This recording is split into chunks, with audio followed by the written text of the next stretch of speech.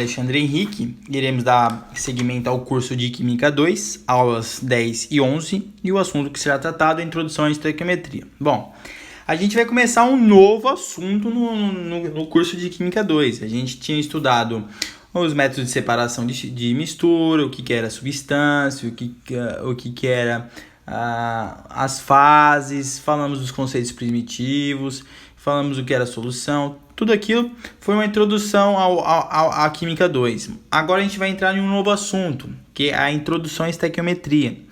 A gente tem que entender como que a gente chegou numa quantidade atômica, como que a gente conseguiu calcular um átomo, qual é o valor de um átomo, qual é a massa de um átomo. Então, a gente teve que desenvolver várias unidades para a química, e a primeira unidade foi a massa de unidade atômica, o nome. Bom, como que ela foi dimensionada? Você pega um átomo de carbono, ele tem 12, a massa dele é igual a 12, e o número atômico é igual a 6. Então, a massa dele é o número atômico, portanto o número de prótons, mais o número de nêutrons. Então, se a massa é 12, ele tem 6 prótons e 6 nêutrons. Ok? Então, se a massa dele é 12, você divide essa 1 por 12 unidades. Então, isso é igual a 1 unidade atômica. Você pega uma unidade atômica, é 1 sobre 12 do átomo de carbono. Ou a massa atômica é 1, que é igual ao átomo de hidrogênio. O átomo de hidrogênio é o U. Então, a partir de que você direciona um valor, a partir desse valor você consegue comparar com outros valores. Por exemplo, se você pegar o átomo de carbono e botar numa balança do lado de um átomo de hidrogênio, você vai perceber que você vai ter que multiplicar 12 vezes o hidrogênio para que essa balança permaneça reta, para não ter uma desigualdade no peso e inclinar para o lado do carbono ou do hidrogênio. Então, o carbono, a partir do direcionamento que o hidrogênio tem um U, ele precisa de 12 hidrogênios para se igualar ao carbono, porque o carbono tem a massa igual a 12. Por exemplo, se fosse o nitrogênio tem massa igual a 14. Então, se você pegar um átomo de nitrogênio e um átomo de hidrogênio, você vai perceber que você vai ter que botar 14 átomos de hidrogênio para fazer com que essa balança não penda para nenhum lado, porque o hidrogênio serviu como o referencial inicial de um U. Ok? Então a gente calcula a massa dos diferentes átomos a partir da soma da quantidade de hidrogênios que a gente tem com a balança. Bom, agora vamos falar de massa atômica. A massa atômica, portanto, a massa de um átomo, a gente calcula por uma média ponderada das massas de todos os isótopos. Você lembra que a gente estudou isótopos em Química 1. A gente falou que os isótopos são aqueles que é mais estável na natureza. Portanto, é o que mais se apresenta na natureza. Esses são os isótopos. Então, a gente pega os diferentes isótopos, que tem a mesma quantidade de prótons. Então, são os diferentes isótopos alotrópicos. E a gente faz uma multiplicação da porcentagem que existe na natureza vezes a sua massa. E aí a gente chega na massa atômica do átomo, ok? A unidade de massa atômica ela é muito pequena. E seria muito difícil para os químicos, e portanto para a ciência, trabalhar com a massa de unidade atômica, U.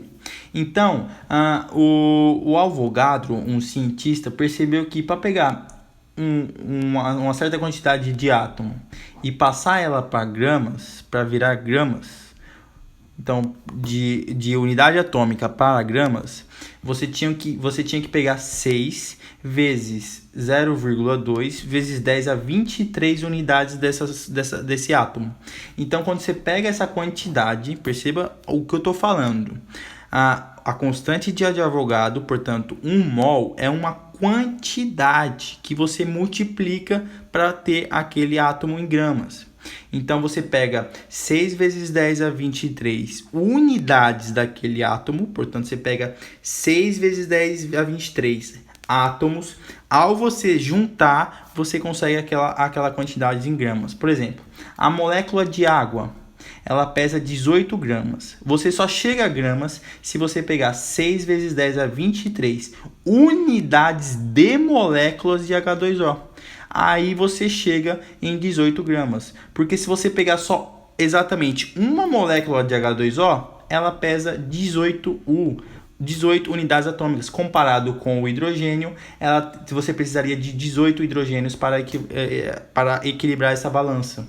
Então, ela só pesa 18 U. Ao pegar uma quantidade de 6 vezes 10 a 23 unidades dessa molécula, você tem ela em gramas. Então, a constante de Avogadro é só uma convenção para você conseguir as unidades de medida mais empíricas, que a gente consegue ter o contato. Bom, isso é muito importante de você saber, que a constante de Avogadro é uma quantidade. Então, 1 mol é uma quantidade de átomos de unidades atômicas, ok? O número de mols a gente calcula pela a massa que o exemplo te dá, dividido pela massa molar que todos os elementos têm e que geralmente a prova te dá. Então, o número de mols é igual a massa em gramas dividido pela massa molar, gramas por mol.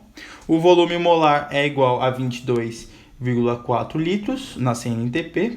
Portanto, se eu te der 1 mol de H2O, ele vai estar na CNTP em 22,4 litros. Então, você vai ter um volume, se você pegar 1 mol, 18 gramas de água, ele vai ter um volume de 22,4 na CNTP, nas condições normais de temperatura e pressão.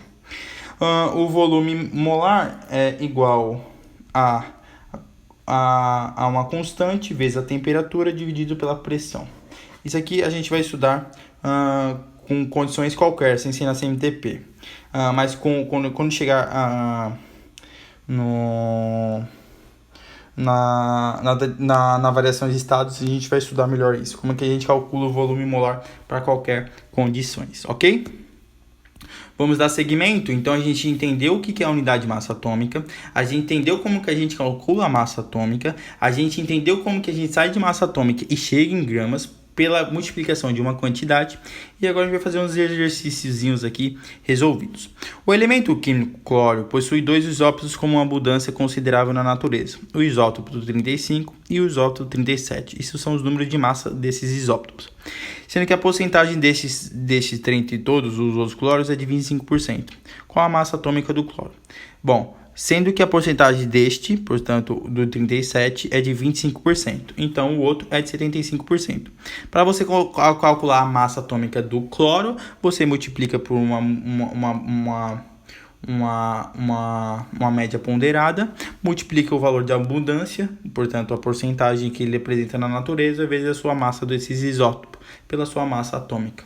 O que dá, portanto, 3.550 dividido por 100%, que dá a massa atômica do cloro é 35,5 U, unidade de massa atômica. Se você pegar 35,5 U, você multiplicar pela constante de Avogadro, você tem 35,5 gramas de cloro, ok? Então, a constante de Avogadro, mais uma vez, é uma quantidade. Exemplo 2. O elemento químico cobre possui 2 isótopos na natureza, o cobre 63 e o cobre 65. Sua massa atômica é de 63,5 U. Quais as porcentagens de cada isótopo na natureza? Então, ele deu o contrário, ele deu a massa atômica e pediu qual é a porcentagem desses isótopos na natureza. Você faz a multiplicação da média ponderada e você tem que P1 mais P2 é 100%. Então, você vai pegar o P1 e transferir P1 é igual a 100% menos P2, assim, ó. 100 menos P2, a gente transfere o P1, substitui o P1 nisso, e a gente tem que o P2, portanto, é 25%, então o P1 é 75%. Então, tem 25% de cobre 65 e 75% de cobre 63. Bom, vamos dar segmentos. Agora são as massas moleculares, por exemplo. Se um exemplo te dá uma massa molecular, como que você calcula a sua massa? Você faz uma soma. Primeiro, a massa de uma molécula é a soma das suas massas atômicas e todos os átomos que constituem essa molécula. Analise os exemplos consultando a tabela das massas atômicas. Então, geralmente ele te dá as massas atômicas de todos os elementos, você faz uma soma e consegue a massa atômica, a unidade de massa atômica em 1. Se você multiplicar esse valor pela constante de Avogadro, você tem em gramas, que é uma unidade de medidas mais empírica, mais palpável cientificamente. Então, a massa molecular é a soma das massas atômicas, o que dá o ácido sulfúrico 98U, o ácido fosfórico 98U, a água 18U, o fosfato de magnésio 368, C362U, você só multiplique e soma, ok? Então, a constante de Avogadro, o conceito, um átomo de enxofre é igual a 32U, N átomos de enxofre igual a 32 gramas. Então, um átomo de ouro é igual a 97U, N átomos de ouro igual a 97 gramas. Esse N, essa multiplicação, é justamente a constante de Avogadro. Então, isso tudo é uma conversão de medidas. Você, quando quer fazer km para metros, você multiplica por 1000, ou metros para km você divide por 1000. É a mesma coisa que você faz aqui. Você está na unidade atômica, U, e quer passar para gramas. Aí você multiplica pela constante de Avogadro, ok? Então, atenção, é preciso juntar 6 vezes 10 a 23 átomos de um elemento para que sua massa, em unidades de massa atômica, seja expressa em gramas.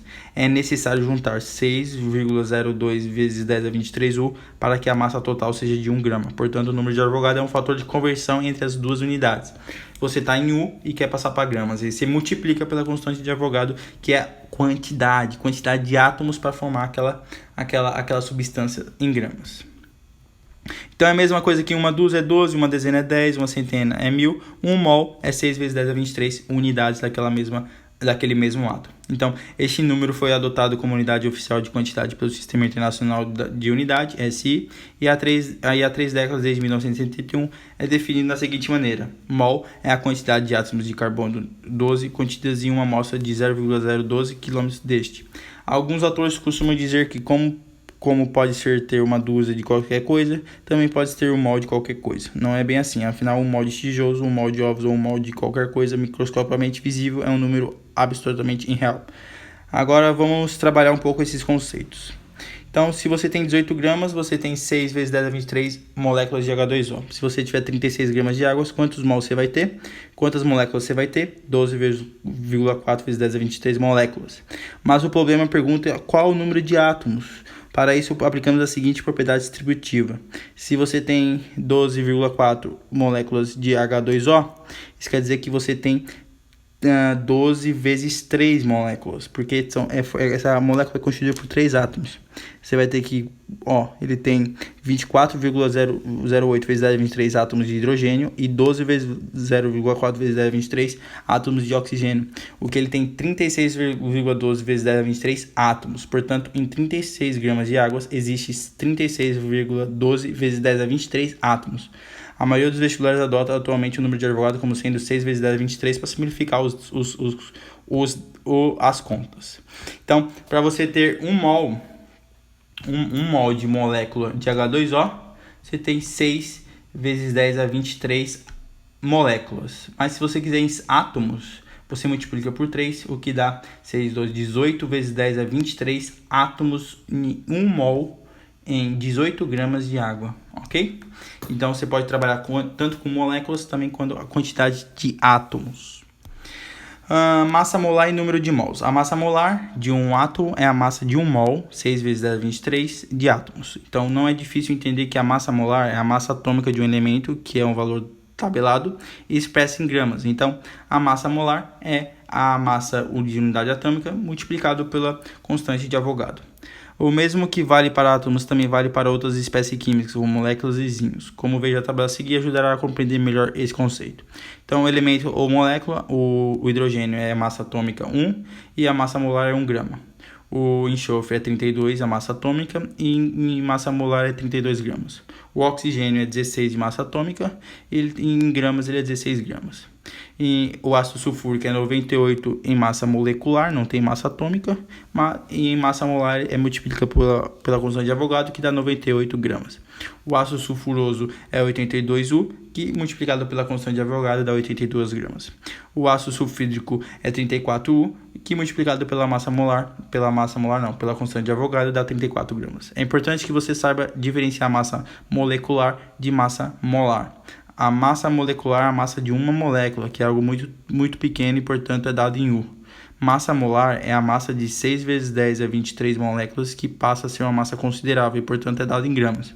Nesse momento, analisando o conceito de números de mols pelos dois exercícios resolvidos a seguir.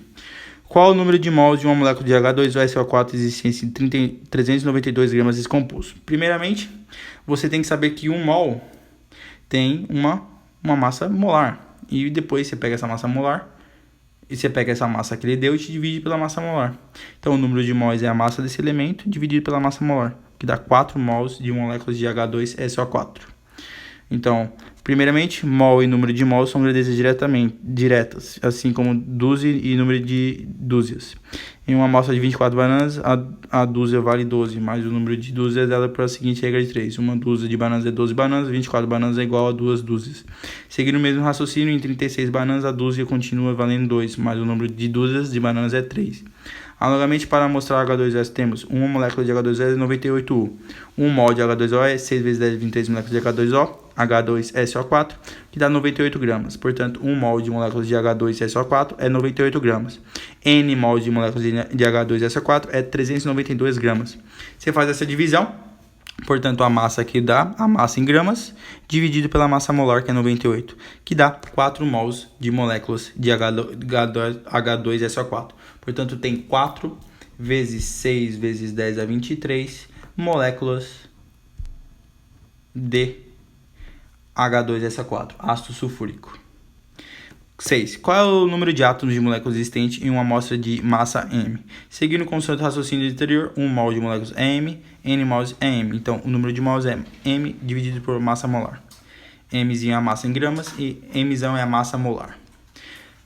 Esses exercícios eu vou te dar somente a resposta, é a letra C. Você faz depois essa massa molar, essa divisão. O 2 é a letra A. O 3 é a letra D. O 4 é a letra B. E o 5 é a letra... O 4 e o 5 eu não fiz. Então, vocês fazem aí, deixa o like, compartilha. E até a próxima aula. Tchau!